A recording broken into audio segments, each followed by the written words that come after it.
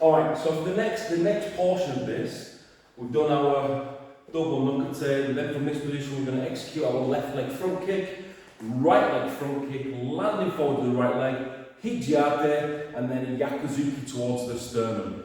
So basically, starting from a fighting position, our attackers come in, we're going to drive back, and then from there we're going to kick towards the groin area. And as we kick towards the groin area, he's going to throw his big left. And then from that position, notice it's keeled over right now. So we protect ourselves with the hijiate, and then from that position we're going to strike into the sternum area. Now because he's, can I just mould you a little bit from there, just from there. So as he's keeled over into this position, even though our strike is coming out straight, because of where his body is, we're actually punching down, so just up, so we're actually punching on this angle, but he's helping us by keeling himself over, punching down into the solar plex.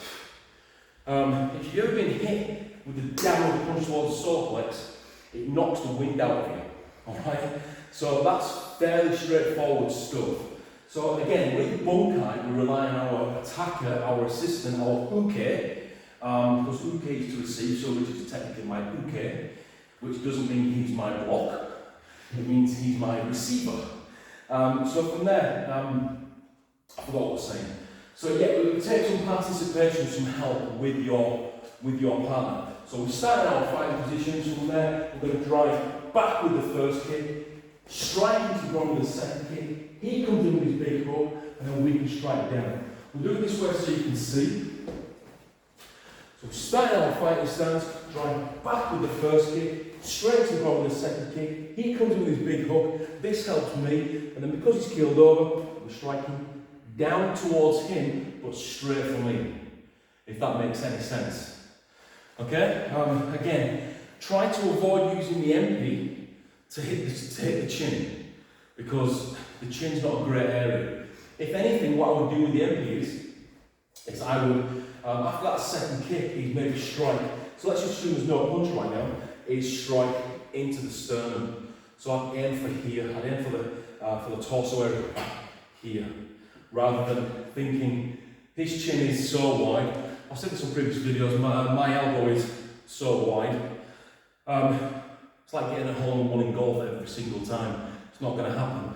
But if you make that hole in golf the same size as the green, chances are you're going to hit a hole in one every single time. Keep the golf ball the same size though, but widen the goalposts. So that's basically one idea. Another idea for this way. Now, because this is repetitive, this is done on 4 sides. Okay, just because it's done on 4 sides doesn't mean to say you're being attacked in 4 different directions. Alright, to me, what that would say in kata would mean that I need to change direction at some point. Okay, so it's not all going to be a linear movement, but I do want to change direction at some point. So the change direction to me in this kata, I don't know if I can implement it to the kata or not, would be get away. So for example, when you do this, execute this, we're going to turn 180 degrees after our side kick.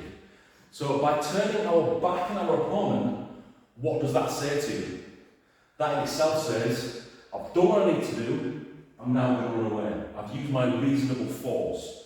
So from this position, it can also be a wrist grab, and it could just be from this position here, empty strike, and then strike in. Obviously, you can take the 2 kicks out. It could be a straight punch, empty strike. Sorry, on the heel, let's do that one again. So from this position, straight punch, empty strike, so I've defended, and then from here into the ribs. And then the next technique from that is a yoke, it is a consecutive. So from this position, we can sweep, use the opponent to hold, and then we're going to kick down towards the knee here. And then from that position, we repeat that combination. But that again to me says, hook punch comes in, 1, 2, take the knee out, whichever knee might be. His knee's now gone. I can make an escape off camera. So when you change direction, that to me says, you've done what you need to do, get away now. It's that simple. And again, I'll do it from this way so you can see the right arm straight punch. So again, in the kata, it's always right arm hijiate. Always right leg front kick and always left arm yakuzuki. So from there, the right arm straight punch, what I've done is I'm slipping the punch here, coming up on the outside. And from that position, we're just simply striking in, here. We can use them to then gain balance. 1, 2. And then from that position, we can execute our getaway. Again, it's that simple. So when you think bunkai, you're thinking, oh, we're getting into Sanseru and black belt stuff. Doesn't matter. This stuff is so simple. It's unbelievable. A lot of it is off the cuff. We're sort of thinking off the cuff a little bit right now. Some things we have practiced before. But so yeah, so it's again pretty simple stuff. Nothing too complicated about this. Nothing too complicated about this. And then you obviously just repeat this. So if we were to start with a blocking action, I mean the first one is kick, strike, strike. But then you turn and block. So that would say to me from here, right arm straight, there's my first block. And from here, kick towards the groin, strike towards the sternum. In that position, side kick. So you first want to do 180 turn, second you do a 90 turn, then you do a 180 turn. So you always attacking and then getting away. So from this side point of view, it's going to be right arm straight, hook. So there's our 2K block. From here, we are going to then kick towards the groin. In the kata, personally I would go groin kick. A lot of times for aesthetically pleasing reasons, people would kick stomach level. But as we can see where we are now, I can't kick stomach level. Look at where my knee is. So I do, I go to the groin, smash heel. That heels him over, as it's going down, we can then draw the elbow into the chest area. In that position, konsetsugeri, and then evacuate. If it was a left arm punch, for example, left arm straight, same hook, from here, we can kick towards the knee this time. Now, we've got a slight difference now. We're not going to use the empty. Rich looked over from the camera, Rich went. So because we changed the dynamic of the attack, we need to change the dynamic of the actual bunkai defense. So we stepped off now. Let's go this way, touch that. So from there, we stepped off now, we kick towards the knee, or kick towards the groin. If there is a leg go yet, but if there is a leg forward, that will change things again. So we kick towards the knee, kick towards the groin, and then this rising elbow strike now becomes this towards his elbow. And because we're twisting the punch as it comes back, this here just helps with this. So best point of view, I think that was it, just this angle there.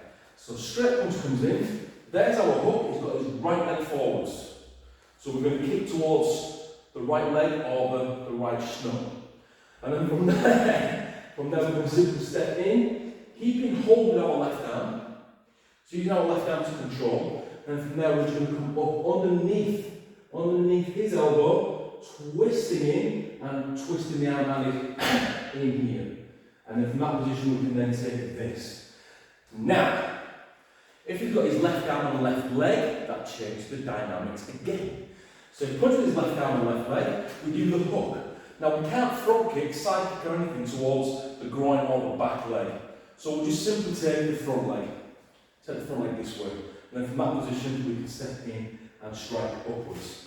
Now with him having his left leg forwards, we can also use our Zen kata. Okay? So I just want you to look closer towards the bottom half. So from here, as we've kicked, we can step in. Now notice I'm hooking now. I'm nice and close to his knee, and I'm just going to push forward into my Zen kata. Okay? This way so we can see again. So left leg forwards. So focus on the feet. So I'm stepping on the outside. And notice that my knee now is level with his knee. And all I'm going to do is push forward into my Zen kata.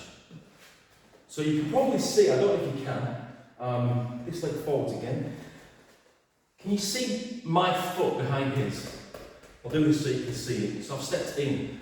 But the calves of the leg are together, and all we need to do is keep this hooked behind his heel, and then just push forwards. There's our Zen cut scratch. Now from that position, as he decides he wants to swing again, he's totally off balance, okay? So you can't, there's not a lot you can do. And this can also go with Shigadachi, Sanchindach. There's other stances as well that you can do this kind of thing in. So whenever you're thinking bunkai, think about the stance. I'll do it this way so you can see, just right leg forward to him. So from here, we're going to hook behind, we're going to push knee to knee, and push forwards in our stance. If we then execute our back leg and make it nice and straight, here. And that's him off balance, alright? So just think about your stance as well as your top half, it's also down the bottom half as well. The reason I stepped on the outside is because if I step on the inside of the stance from a kumite perspective, it can execute the sweep. So I want to go safe. It's harder, that'll do. It's harder to sweep outwards with my front leg than it is for him to sweep inwards with his front leg. Okay? So it's easier for him. But if I step on the outside, I've now got my front leg, and this will be easier for me to do. So that's why I step on the outside and not the inside. It can work from the inside, but you're in a bit of a sticky predicament. Okay? You can step on the inside to inside, and still execute this. Just for working on stance, I won't use this practically, but just for working on stance. And then the other thing is with the first part of Sanseru, just right leg forward, short stance. When we step through, we suriachi. So the foot comes in and it comes out. Okay, I know it's not the best sanchin, but I'm not thinking about the stance, I'm thinking about the movement of the stance. What we're doing here is we're actually coming in and around here. So whenever you're arcing the foot in and out, you're actually, from this position, stepping in and around the back. And then our hands are up, we can just execute this. So again, using our stance. If it was his left leg forwards, it gets even more funky. From here, we're going to, same arc, same foot, same leg, we're going to arc in, and then we're going to arc out. Same thing. Okay, so that kind of gives you an idea of these, of what this could be. Just something to play around with, something to work on.